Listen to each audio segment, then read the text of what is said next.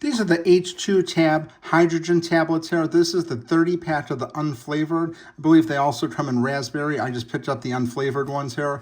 This is what the box looks like right here. Nice packaging. This is what 15 of the tablets look like right here. There's 2 packs in there, 15 and 15. You just take one out at each time. This is what one of the tablets look like right here. I'm going to just drop into it. This is about 12 ounces of water. Like it says here on the packaging, place 1 tablet in 12 to 16 ounces of water. Let tablet fully dissolve and drink immediately. Repeat 1 to 3 times a day. So let's drop it in. You could see what it looks like when it just starts fizzing right here. You could see. You can see the fizz is coming right up to the top. You can see that.